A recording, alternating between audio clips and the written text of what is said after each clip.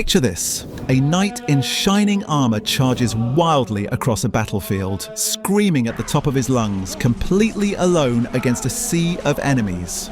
This is how most people imagine Crusader warfare, but the reality was far more calculated, disciplined, and brutal than any film has ever shown. Today, we're looking into the blood-soaked truth of how Crusaders actually fought their battles in the medieval world. When you think of Crusader combat, forget everything you've seen on screen. These weren't reckless warriors charging blindly into death. They were methodical, organized fighting machines who understood that survival depended on discipline, not individual heroics. An Arabian warrior named Usama ibn Munkidh, who actually fought against the Crusaders, complained about his enemies in a way that might surprise you. He said, "Of all men, the Franks are the most cautious in warfare." Cautious. Not brave, not fierce, but cautious. That tells us something crucial about how these battles really unfolded. The secret weapon of Crusader armies wasn't courage or religious fervor alone. It was the shock charge, a devastating tactical maneuver that required incredible coordination and timing. Picture hundreds of heavily armoured knights thundering across a battlefield in perfect formation, their lances lowered in unison like a moving wall of death. But here's what makes this terrifying. It only worked if every single rider maintained their position. One knight breaking formation could collapse the entire charge and turn victory into massacre. These weren't individual warriors seeking glory. They were tactical units called conroys, small groups of knights who trained together, fought together, and often died together. Multiple conroys would combine to form larger battalions, creating a military machine that could adapt to almost any battlefield situation. The proof of their sophistication lies in one of the most remarkable military achievements in medieval history. When Crusader armies first encountered Muslim horse archers, they faced a completely alien form of warfare. These mounted enemies would rain arrows down on them while staying just out of reach, a tactic that had destroyed countless armies before. But rather than break apart under this pressure, the Crusaders did something extraordinary. They studied Byzantine military tactics and successfully copied them on their first attempt. This wasn't luck or desperation. This was the work of highly trained, intelligent military professionals who understood that adaptation meant survival. Now let's talk about what these warriors actually wore into battle, because the reality was far more brutal than any costume designer could imagine. A typical Crusader soldier during the First Crusade wore a coat covered in metal scales attached to leather or cloth. Over this went a chainmail shirt with long sleeves, hand protection, and a collar that could mean the difference between life and death. On his head sat a cone-shaped helmet attached with leather straps, often featuring a nose guard that gave him the appearance of some armoured bird of prey. But here's where things get interesting. This equipment, designed for European warfare, was completely unsuited to the scorching heat of the Middle East. Imagine marching across desert sand while wearing what amounted to a metal oven. The Crusaders quickly learned to adapt, adopting lighter chainmail and adding cotton-quilted caps under their helmets to deal with the brutal sun. The weight of this equipment tells its own story. A fully armed Crusader carried so much metal that swift movement became nearly impossible. Their heavy broadswords, lances, and armor created warriors who could devastate enemies in close combat but struggled with mobility and endurance. This meant that every battle became a race against time. Could they close with the enemy before exhaustion set in? Could they maintain their formations while weighed down like pack animals? Archaeological evidence from medieval battlefields reveals something crucial about where these warriors aimed their weapons. Excavations at sites like the Battle of Towton show that most soldiers died from multiple, severe head wounds. This makes perfect sense when you understand medieval armour.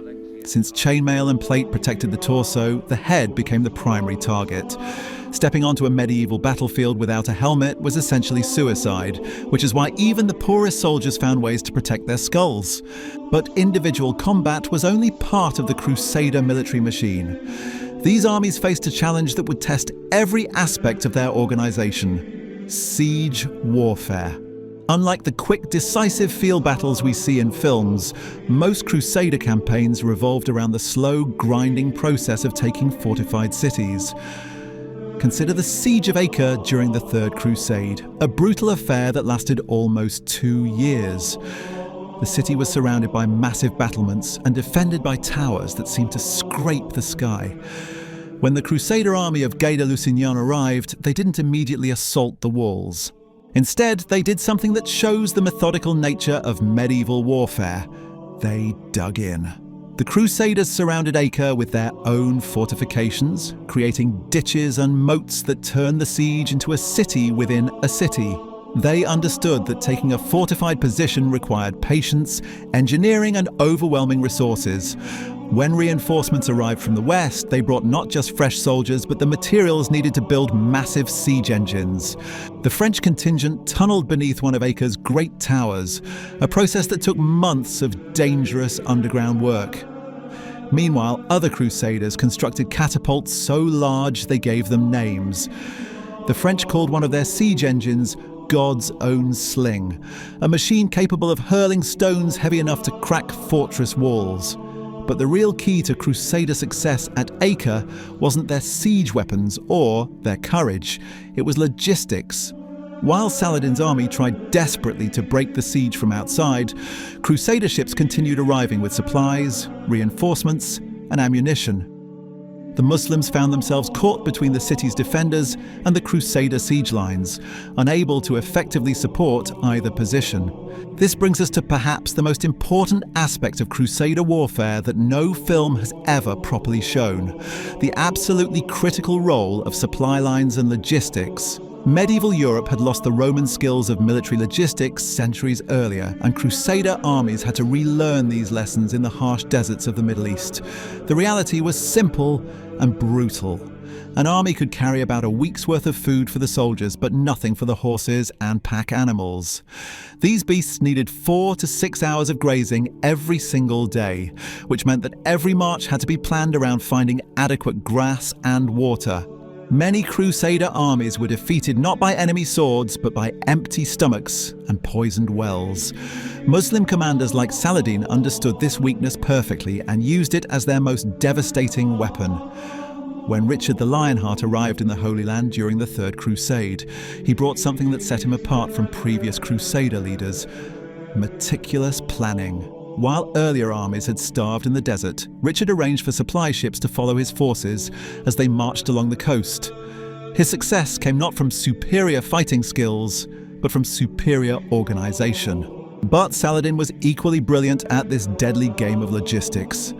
When Richard finally attempted to march inland toward Jerusalem, he discovered that the Muslim leader had systematically destroyed everything in his path.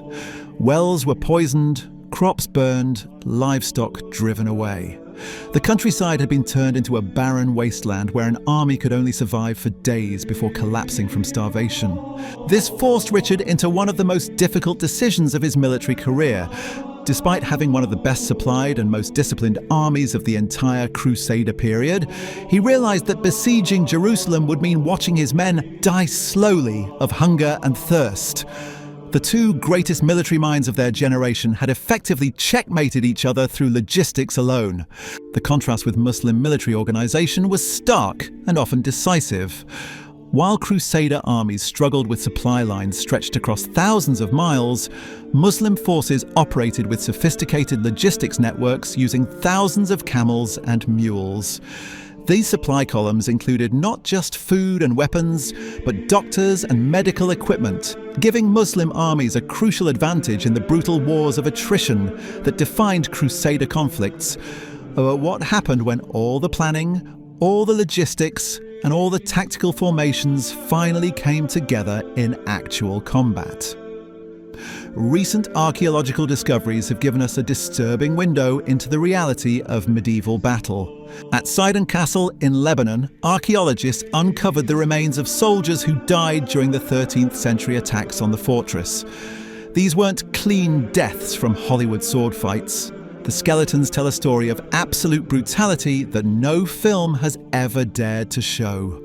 Some bodies bore sword wounds across the backs of their necks, suggesting they were captives executed by decapitation after the battle had ended. Others had been cut down from behind while fleeing, their spines severed by pursuing enemies. These weren't glorious warrior deaths. They were the panicked final moments of young men who realized their formations had collapsed and death was inevitable. The wounds covering these medieval soldiers reveal something crucial about Crusader combat. When disciplined formations broke down, when the careful tactical planning failed, medieval warfare became a chaotic slaughter where survival often depended more on luck than skill. This archaeological evidence destroys one of the most persistent myths about Crusader warfare. These weren't individual heroes dueling with enemy champions while armies watched respectfully from the sidelines. Real medieval combat was a desperate struggle where soldiers targeted the most vulnerable points on their enemies' bodies with ruthless efficiency. The Crusader military machine succeeded not because of individual courage or religious inspiration, but because of systematic organization, careful planning, and brutal efficiency. The truth about Crusader warfare isn't found in tales of individual heroism or divine intervention. It's found in the meticulous records of supply manifests, the careful placement of siege engines, and the grim archaeological evidence of what happened when medieval military science met the brutal realities of combat. Story. Remember the poisoned wells and the careful supply lines. Remember the shock charges that required perfect coordination and the siege engines with names like God's own sling. Remember the young soldiers whose bones still bear the marks of wounds they received 800 years ago. That's how Crusaders really fought. And now you know the truth behind the legend.